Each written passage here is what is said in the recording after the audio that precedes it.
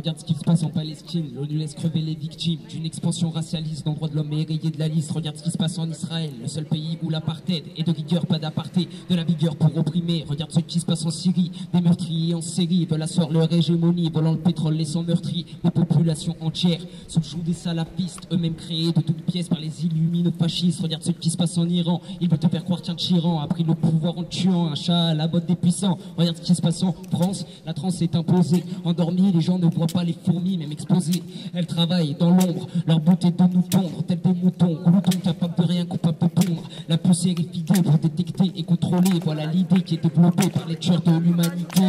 Faites tourner l'info, ils veulent nous pousser, usant des fréquences dans le but de nous habiliser.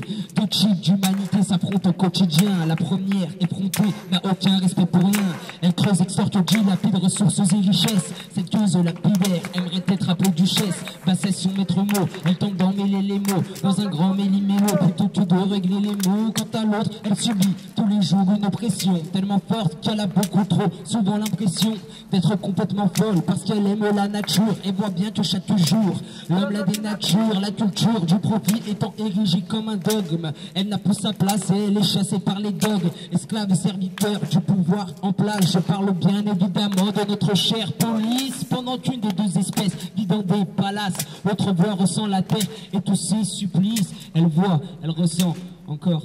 J'avale juste ma salive et je continue.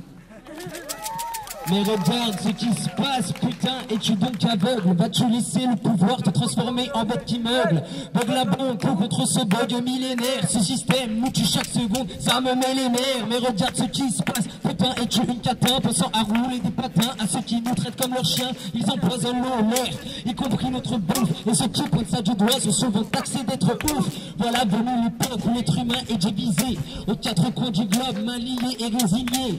Mains et mains de violence, qu'elles soient physiques ou mentales. Observe donc la priorisation de les mentales. Regarde ce qui se passe au Brésil, génocide dans les rues. Pour un mondial de foot, des milices chaque nuit se ruent sur les pauvres, nettoyage selon les dires, sous les regards. Herbile pour faire bonne figure, crever les mecs pour une coupe en or. Coupons-leur la jugulaire, ils tentent de juguler la rage du peuple régulière ne peut pas être régulée. Il est temps pour l'être humain de leur dégueuler à la face leur immonde dégueulis, car se profile le face à face. L'éclair de la vérité va nous tomber dessus, le tonnerre grondera longtemps, il n'en finira plus. Je viens tonner, nous étonner, nous dire de lâcher la monnaie, voir un moine aimanté monter un bonnet. Notre mère, la terre, a tellement à nous donner. Elle s'est elle-même dotée d'un dôme qui chaque jour se fait percer. Les poumons de la planète sont en train de choper le cancer.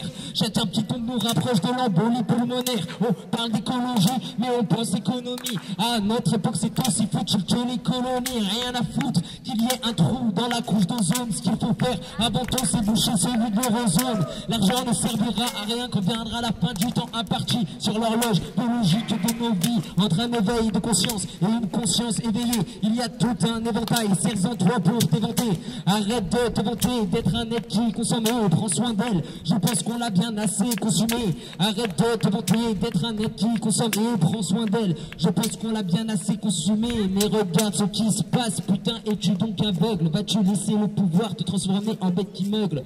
Beugle un bon coup contre ce bug millénaire. Ce système nous tue chaque seconde, ça me met les nerfs. Merci à vous. Des tags et 3 lettres qui reviennent régulièrement. ZAD pour zone à défendre. Max et Sophie ont occupé ces lieux pendant plusieurs semaines. Ça a bien changé. Comme on voit, toutes les fenêtres elles ont été murées. Enfin, la porte, il y a des buts qui ont été mis devant les entrées. Donc là, c'était des ateliers. Ça ressemble à un bunker maintenant. Avant, c'était un lieu plein de vie. Une occupation illégale qui a débuté en octobre 2013. Objectif, sauver 30 hectares de zones humides protégées, mais menacées par la construction d'un barrage.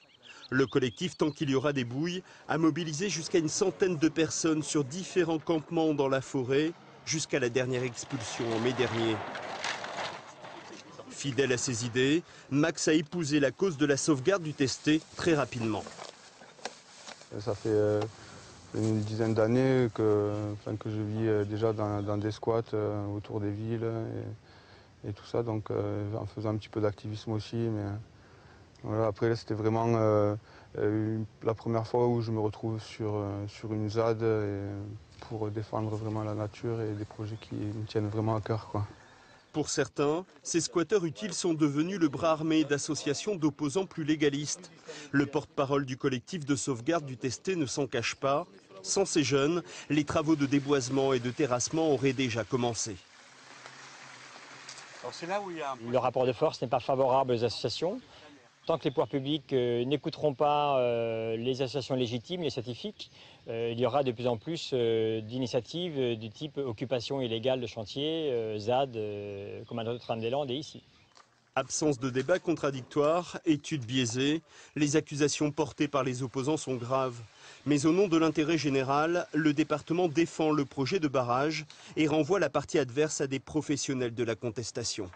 Et là, on assiste véritablement davantage à une contestation qui est presque de la guérilla rurale, c'est-à-dire en fait des gens qui s'opposent véritablement au projet en étant sur site, en empêchant finalement le mandataire de cette opération de pouvoir exercer sa mission. Donc effectivement, c'est une opposition un petit peu inédite. Pour cette sociologue, cette radicalisation sur le terrain est le fruit d'un manque de concertation et la conséquence d'un discrédit de la classe politique. D'après elle, les citoyens sont avides de s'inviter dans les débats et de définir l'intérêt général. Il y a toutes ces questions de fond dont les citoyens s'emparent, mais pour apporter aussi leur contribution aux propositions qui seront faites. Et moi, je n'oppose pas en fait le travail des élus avec ce travail qui est fait sur le terrain de réflexion. Mais justement, il faudrait les articuler beaucoup plus. Malgré les expulsions, les opposants au projet de barrage promettent à nouveau de réoccuper les lieux dès l'automne, période programmée pour lancer l'opération de déboisement. Qu'est-ce que vous pensez de ce que vous allez faire là? Et vous, qu'est-ce que vous pensez de ce que vous... Nous, on défend une zone. Mais c'est quoi votre but et notre but, c'est d'éviter de bétonner toute la terre pour que dans 20 ans, qu'est-ce qu'ils veulent faire ici? Un barrage pour Golfech. Ils veulent en faire 16 en fait. Donc là, ils veulent détruire 40 hectares, mais après, ils vont détruire 16 fois 40 hectares, ou plus. Pour faire un lac de merde, parce que l'été, il n'y aura pas d'eau, il n'y aura que de la boue. Les gens qui sont d'ici, ils croient qu'il y aura de l'eau, on pourra se baigner l'été, mais en fait non, il n'y aura que de la boue. Parce que c'est que pour l'hiver, c'est pour refroidir bien la centrale nucléaire, pour bien tirer dessus. Voilà, c'est pour ça qu'on est là et qu'on essaie de protéger la forêt pour nos enfants, les tiens, les enfants de tes enfants. Qu'un jour ils mangent pas du béton à la place des légumes, tu vois.